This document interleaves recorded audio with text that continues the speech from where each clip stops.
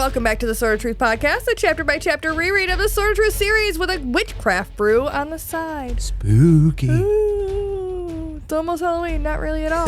I'm Jade, and I'm here with Nate, and we are feasting on chapter 41 of Soul of Fire. Ooh. You made dinner? Earlier. Oh. We're going to So eat we're this. eating the book? We're eating the chapter. It's content. It's going to fill your belly with content. I would eat anything you gave me. So it would probably at least be seasoned very well.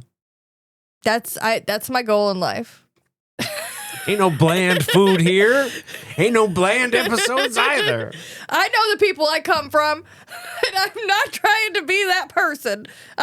We need fucking garlic salt and some pepper on there, okay? Need that seasoning. That's today's moment of truth.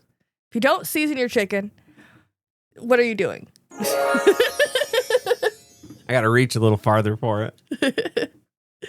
Okay, so last episode, chapter, last time, Fitch told Beata that people know, and she should listen to him. So that's where we were with that. People know. We know what we're talking about. I mean, yeah, but that was last time. So they also know what we're talking about. Right. Right. Exactly. It's the thing that should not be named. He was telling Beata not to be loud about what happened and try to get the fuck out of town because they know they're coming for her. It's bad. Bad all the way down. We didn't find out what his plan was. No, we don't know the plan. Just that, yeah. That's right. We left off People on a are talking about cliffhanger you. where they were like, okay, it's bad either way. That means we have one option. And then it cuts away. We have one shot, one opportunity to be everything you ever wanted. Spaghetti. Yeah. Hell yeah. Except Fitch's mom is not making him spaghetti because he don't live with her no more. Anyways.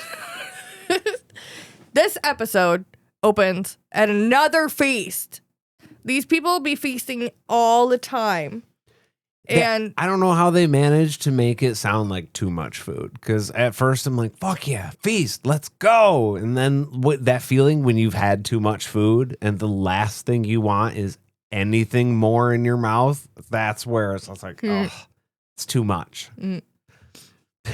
We're at dinner. I think the point is that Terry is trying to make you feel that way, though. He's like, these people are getting more food, excessive food, when we aren't explicitly told all the time in these books here, but people are starving. Oh, yeah. And these people are just eating, like, just gobs and gobs. They could never eat that much food. And I'm sorry. Maybe it's just the way I was raised. Because I love my mom very much. But if you're talking through dinner, you're being fucking rude. Because that means you ain't eating dinner. Yeah. If you enjoy your dinner, it's quiet. Yeah. And these people are just yapping all the way through it. So they're not even really eating the feast after feast after feast that they're getting. Probably because they didn't season it enough. Honestly, you're probably fucking right. Just little saying. bit of seasoning Just fucking saying. Master Drummond down there in the makes kitchen. it. He needs to figure out what he's fucking doing. Because obviously, not delivering. That's the seasoning sound effect. That's Salt Bay. The Salt Bay? That's Salt Bay. Is that the guy? Oh, that's fucking great. Crazy. So we're at the feast. Dalton is hanging out. He's sitting at his little table. He's got Tess. He's got he's got Tess, Bert, Hildy, and Stein. They're all up there along with the other people. But that's their central group at the table, right? They're kind of like the head table at a wedding. Right. All the most important people are sitting right there. Bert makes a swinging sausage joke. And Tess doesn't hear it, but Dalton's like, I will show you later, babe. I'm not... I fucking love that so much. Yeah. Where this guy he's pretty toned down. He's like, I'll not say the words, but he's like, I'll that's so... show you later. It's so crass. You don't want to hear that joke. It's one of Bert's jokes. You get it. But I'll show you later. We'll play a little We'll hide the sausage later. If Don't that were you worry. and me at the table, I'd be like, what'd he say? But no, Jade, what did he say? Just fucking say the words. That's going to affect the way I look at that dude for the rest of the night. Except if it's a good joke, it probably means I'm going to try and hang out with him. But you know the difference would be, like, I would tell you the joke.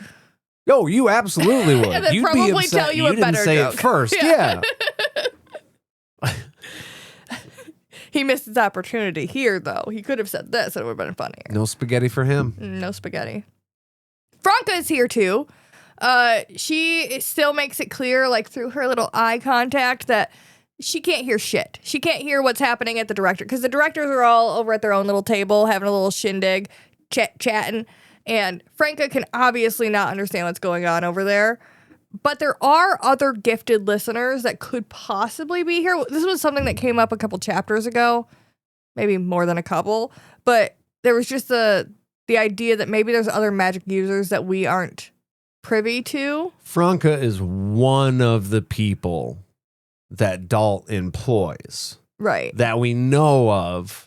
And we know her gift isn't working, but we also don't have like a full scope of how much is the gift not working? Is it affecting, like Richard and Zed were talking about earlier in the books? Is it affecting powerful people first or weakest people first? We don't have a gauge. So far, we've kind of seen a spread. And in general, magic's being a little fucky. But we haven't been given solid concrete on how bad it is and how much it's not working. But it was also interesting to me because they don't like magic very much here in Andorith, right? But it's not assumed, and it's been dying out. So it seems like magic users are fairly rare. Less and less of an issue with every decade, I would assume. Yeah, but Franca is not assumed to be the only magic user in the area. They're assuming that somebody else here could be a secret listener. Yeah. It's just interesting to me. Especially people in the know who know that stuff like that's probably going to be the head of every house probably has one. But there's not that much magic. There's a little scratching of the head for me because like there's not that many magic users left. So you would think that anybody who has magical ability is known. I mean, I'm inclined to agree because you're most likely making your income off of doing magic shit. Right. And that would mean you're trying to get your name out there, be like, hey, I'm a wizard. Of course, Franca got come to my like, house. Hung for it. So maybe it's, I don't know. Ooh, I don't also, know. yeah. Yeah.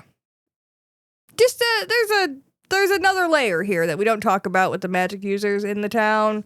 That's just like a subplot. That is interesting. Yeah. I like that. The bread's brought in during the feast. There was trouble in the kitchen earlier with the ovens this morning that may have did burn many bread loaves. For sure did, in fact. For sure. And so tons went to the poor. They normally bring, like, a lot of the extras, like we were talking about, the excess of the night goes to the poor, but these were going straight there. I did find it interesting. They said that usually they give quite a bit to the poor. And that's probably because, as we were just talking about, these people just yap through dinner and they don't actually eat their dinner. But then also, that's probably an easy out for the government to be like, look at all the shit we give to these people, even though it's once a day and it's only for whoever can probably fight their way to the front of the line. Well, it's your leftovers and it's cooked and probably not stored correctly. Also true. And it's the bad shit. Yeah. You're not baking good bread for folks. You're like, this one's busted. Here, you take it. Think about how many pie crusts they gave to the poor after the turtle pie situation. The turtles that crawled out of the pie crusts. Oh. Ew. Yeah. Pass. Yeah. They're giving us pie. Okay. It's not great. We're going to make it work. We're going to just kind of swap. Put some stew in the pie. It'll be fine. It'll be like meat pie. Smell.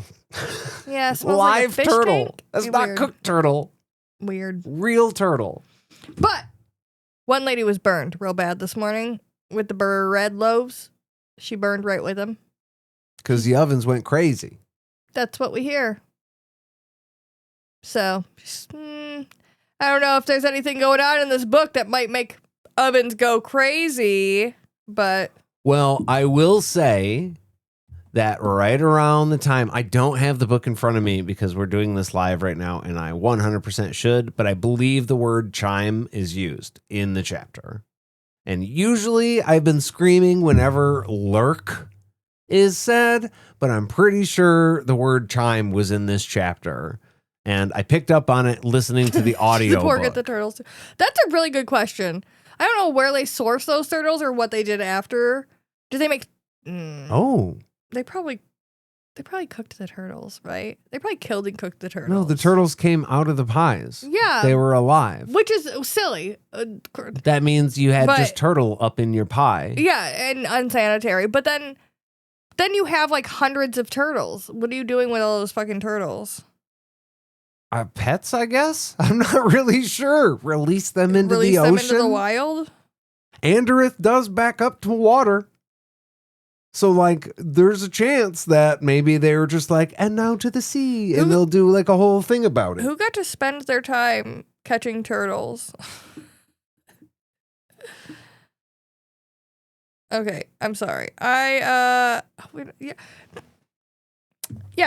knows? I don't know if the chimes was... I was going to spend a moment looking up if chime was in there, but since we're doing this episode a little bit differently today... A little bit different.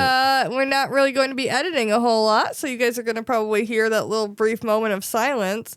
We're doing this kind of live. We're here on Discord. We have Sarah here with us, and we are recording right now just... from the hip. Just us and her. I am one of the OGs. I am not going to waste all of our time searching that up right now. I'm just going to assume Nate was right and they said something about chimes and I fucking missed it when I was doing the notes. Somebody send us the screenshot. Yeah. It'll be fine. Figure it out. It'll be fine. Claudine is brought back up, though, in the conversation, and Dalt is asked about suspects in her murder. Naturally. Despite him being close to a conclusion, the people don't think enough is being done. Like, the people at large. Everybody at the table here, though, knows he's working so hard to get it done, but everybody needs it solved, so he has to fucking come up with an answer here. Handle it. There is a lot of pressure at this table. Now, I'm not 100% sure where we are, like, on a line-for-line basis, but he lays his whole bit out on the table, and they keep going like, we get it. There are risks involved, but also fucking get it done, and we don't really care what you have to say about it. Right. Just do it. Yeah, just get it done. You're supposed to be the guy. Everyone wants you to be the guy, so be the guy and do Elliot Stabler this shit, okay? I've been watching SVU, sorry. So Dalt assumed that Bert and Hildy were going to get annoyed and tired of the talk before the people stopped talking about it. So he had plans laid. He's been laying the plans all along, but he would have preferred to have waited to enact them. He doesn't want to get them going so immediately. So he says to the table, and whoever else is listening, because he knows that other people are probably listening, that he's eager to catch the killer, but he's not going to accuse anybody falsely. Okay? We don't send innocents to jail here, all right? This is the sideways way of saying, look, I'm going to handle the situation, but we can't just throw a random person into this and say it was them. Shit's got to line up. We've got to do it a certain way.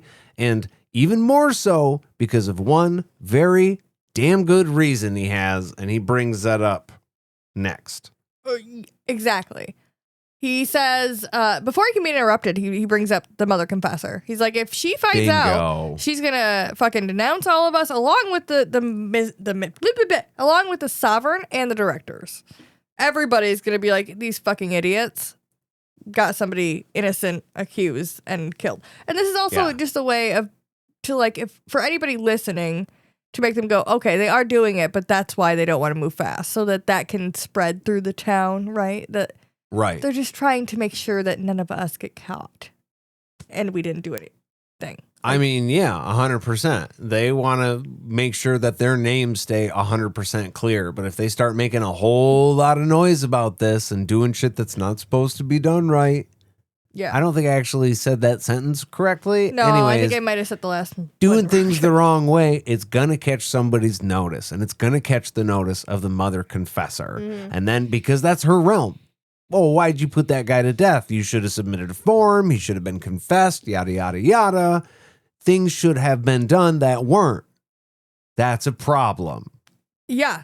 And if they kill the guy before she shows up, she's going to shove herself all up in shit. And then she's probably going to kill, not touch. She's probably going to touch people, not kill them. She'll touch them with her power. She'll do worse than kill them. She'll Yeah. touch them. And then that'll be bad. They won't be in power anymore because they'll be little slave boys. Bert says he's never going to allow such a thing to happen, especially because the killers would go free. Now, that's 100% for a potential spy listening, right? Yes, it is. It's done so well in this book with this. Sorry, I'm just stammering because I can't talk. I don't have the silver tongue like these folks do, where they're obviously saying something else. But if you were to just be sitting at a table around them, listening to their conversation, you'd have no idea how nefarious they were really being. Yeah. It's so fucking good. Even Dalt's like, well, obviously, we can't just get an innocent person involved. And everybody knows they're talking about literally any fucking innocent person. We don't care. Yeah. And he's like, yes, but a specific way. Yeah. There's a nuance nobody would know. It's great. They obfuscate. They dance. Yeah. Hamilton. Actually, that's Burr. It's from Hamilton. Burr, So talk you're about allowed Hamilton. to say Hamilton. Yeah. I could say Hamilton. Speaking of Hamilton, we need to not throw away our shot to take a beer break right now. Oh, that's pretty good. So I think we're going to go do that, and we'll be right back after this. Hey, Nate. What are we drinking? Today, we are drinking Glenfiddich Scotch because it's just straight up one of them weeks, guys. We just didn't have time to put this whole thing together. You probably know if you're already listening in which judges one Sarah. very special person is. We had some other people here earlier, but Sarah's the only one this time. But right now, we only got one left. And so we're doing this episode live on Discord right now. And instead of a beer break, I know this is weird because I feel like it might be the first and or second time that we've done this, but we don't have any beer. But this is not just Glenfiddich. This is my favorite. Mm-hmm. This is Solera. It's 15 year. It is aged in their barrels perfectly, and it is just. I've tried. We went to the distillery in Scotland, and we tried multiple different flavors, years, whatever the fuck. This isn't the best. The people there tried to tell us that the 18 was better, and they were wrong. Everybody in the tasting room liked this one better. So if you ever need a Scotch recommendation, that's the one. It's perfect. That's the photo of the distillery that I took from there. That's fucking awesome. What photo is that? It's one of our photos from Oh, their little the barrel, distillery. the things that do the thing. They told us all about it. I don't remember the terminology, but they're very knowledgeable over there. They know how to make some Scotch. I don't know much about Scotch, but I did learn that if you mix it with the proper amount of water, it is quite delightful, and that is, to my taste, the proper way to drink it. The special thing about a lot of the distilleries in Scotland, this one also, is that the Glen means lake, maybe not obviously, but Glen means lake. And so each of those, not each, but most of those distilleries are based around a glen coming directly off a mountain in Scotland. So it's like pure lake water. Pure mountain lake water that makes it special. It sounds like a cheesy advertisement when I say, y'all, they literally collect the runoff from the mountain to distill their scotch. But I've seen it. Yeah. That is 100% what they do. It's great. A little river just runs right down the mountain, right into a big, like, water. It's like a fucking pond just out front. It's a lake. Literally a lake. And then that just flows right into the fucking scotch building. It's crazy. It is incredible. Yeah. It's really 15 years, though. I don't care about your 18 year. I don't care about your 20 year. I want... Well, that's maybe right. Not everybody. Or the 12. Not everybody. I just Solera. This one's good. This is the good one. What would you give this out of 10? Antlers? Scotsman's? They're thinking it's deers. Deer. Yeah, okay. 10. This is smooth. I agree. I could drink it all day long, especially just like with a little bit of water. It is so good. I don't get a hangover. You just drink. It's so clean. It's so good. If you're not a Scotch drinker, I get it. I wasn't before I went to Scotland. I wasn't, and that's a place to learn how to be one. But I don't think you need to even learn. If you try this one, you'll be. And the key is straight up mix it with water. Put some water. They say you can mix Scotch with anything as long as it's water. And that was the thing I never knew. Not everybody likes to drink it at 100% strength. Sometimes you have to cut it with up to like 50% water. And that takes the edge way off. And you can taste the flavors. Little pipette. Oh, perfect. It's so good. It's good. Glenfiddich, if you're listening, I'd take a sponsor. I absolutely would. But I think we are going to not refill our drinks because I just did. And we will be back in just like 5 seconds.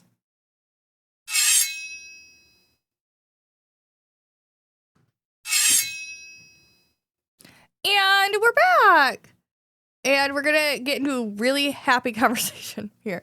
So the conversation at the table at the feast turns to a Haken girl being raped. Hildy brings it up.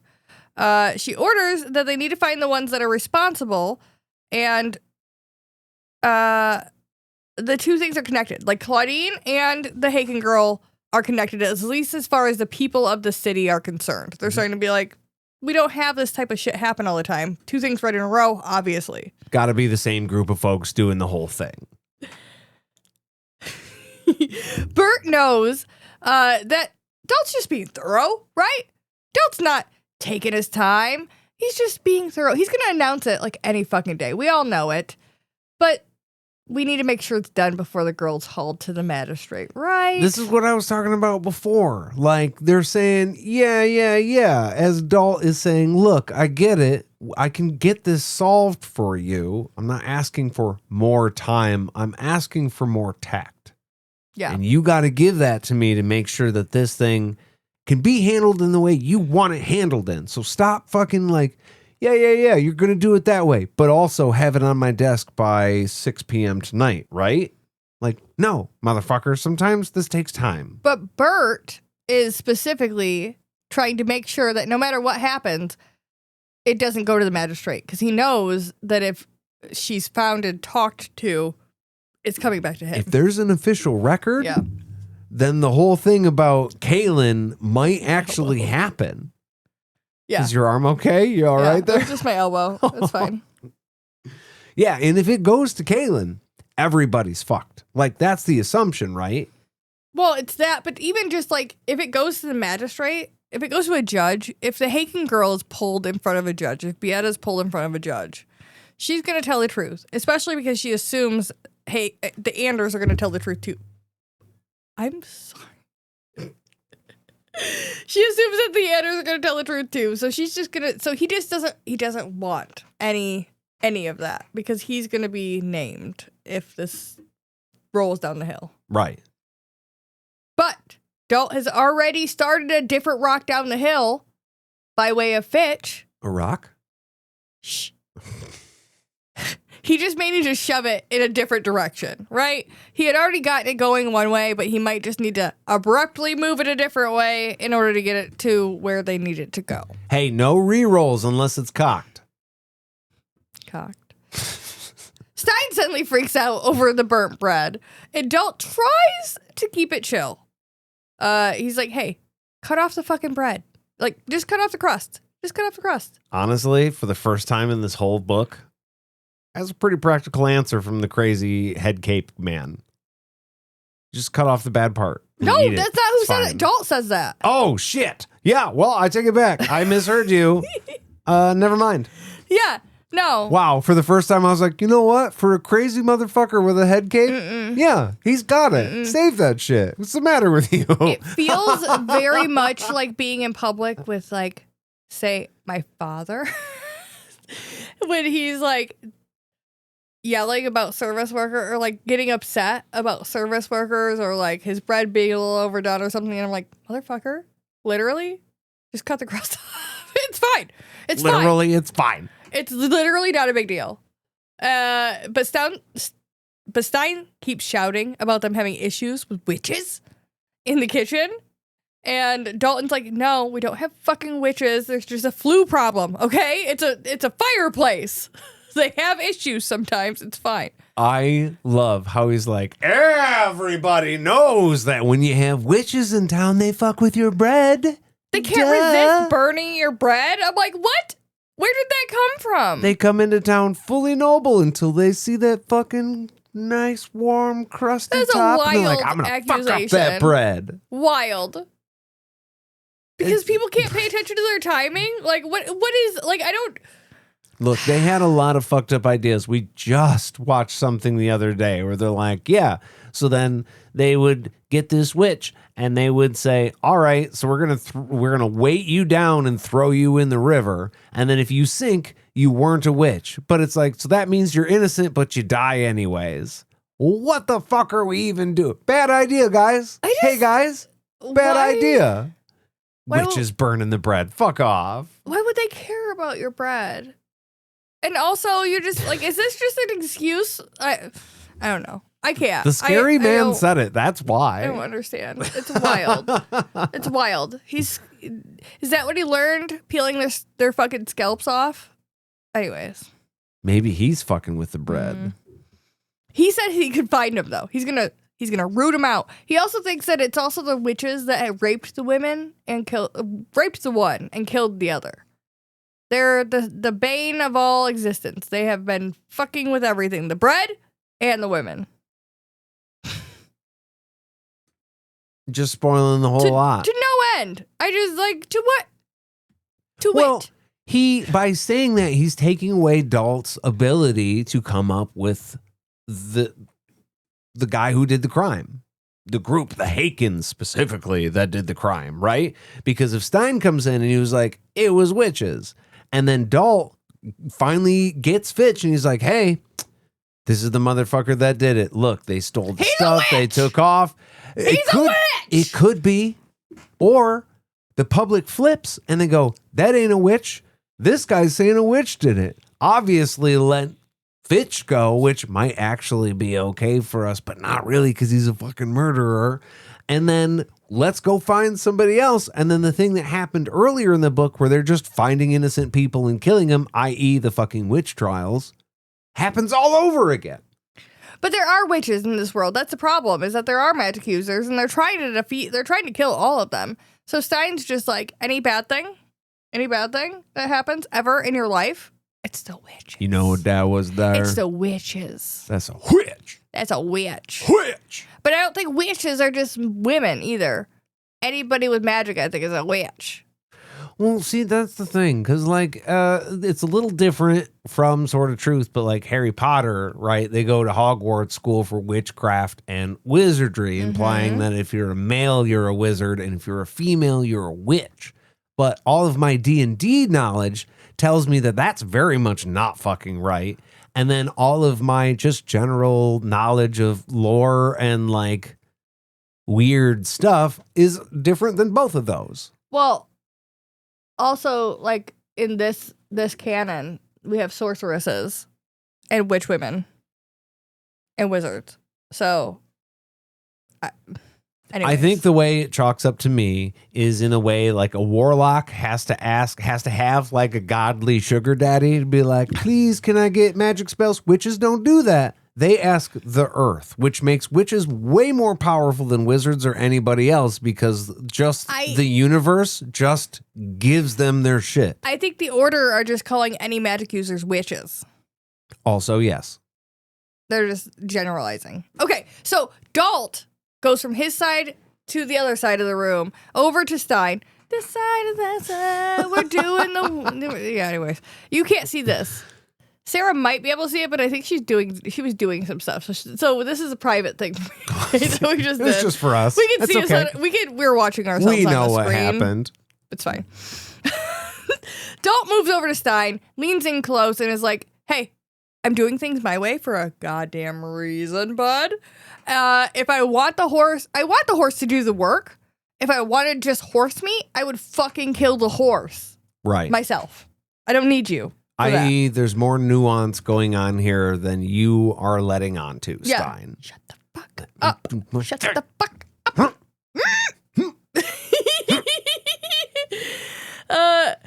Stein caused the problem in part. This whole thing with Beata. Sarah can't see anything. Stein caused the whole problem in part himself. If he speaks out again, Dalt is going to personally slit his throat and send him back to the Emperor and then request somebody with some more brains. Oh, wow. That's like a direct shot. Yeah. Yeah, you're dumb. I'm going to send your head back in a basket and get somebody better. He pulls out his knife in the middle. This was a part that I was like, are we in reality here? Because he pulls out his boot knife and apparently puts it underneath Stein's chin in the middle of dinner. Yeah, he does it real sneaky, right? It's tucked up underneath his hand, and he's got just the point. Well, okay, so it's like you excuse yourself from the table, okay? I leave the table, I walk around behind you, and then I place my hand on your shoulder or next to your head as if I'm trying to lean in and be courteous to the other folks at the table, but weird. I'm telling you, maybe a little bit, but if you're going Assassin's Creed style and you got the knife coming out of your fucking thing and you're just like, hey, and that lets Stein know this is not just an idle threat. And you may not know how much power I have, but I am threatening to murder you right here in front of all of these people. And I'll fucking bet I get away with it too, motherfucker. So try me. Yeah. Now, apologize to the gentle people at the table. Your superiors. Tell them it was a joke. And if you're not convincing, then you're not going to get through tonight. Okay? Okay? I will kill you myself. I will kill you where you stand. Yeah. What is that, year one? Yeah. Oh, I fucking love that. Oh, look, a shooting star. Stein likes Campbell. At this point, because of this threat, Stein's like, hey, man, we're the same. We're similar. I see you. I feel you. We're the same. We're going to work together well. The Order and you are going to work together real fucking great. Dalt is also like, hey, guys. Hey. He puts his knife away, and he tells everybody else. Stein has something to say. After he says it, I'm going to go catch some murderers, because I think I just found their names. Wildly, after nothing happened. We came into this, you said, I'm not ready to talk about it. I'm not ready to say, I don't want to accuse innocent people. Stein freaks out, and then you're like, I know the names. Okay, Dalt. Okay. Well, here's the other thing, too, to anybody watching. If somebody's paying very close attention and saw that without realizing what was happening, one of the feast goers might have come to the conclusion that Dalt talked to Stein a little more closely and suddenly left the party because Stein may have given Dalt the names of who did it. Now, that has implications. Who knows how the public takes that? Either Stein's in on the shit, which he is, or Stein's better than Dalt. He got there first. The guy we have sucks. Let's bring the Order in. They'll do it better. I don't know. I don't think that Dalt's obviously, that's not his goal. But yeah, so this is more of that boring, we're just sitting at a table. I know I keep making noises and I'm sorry.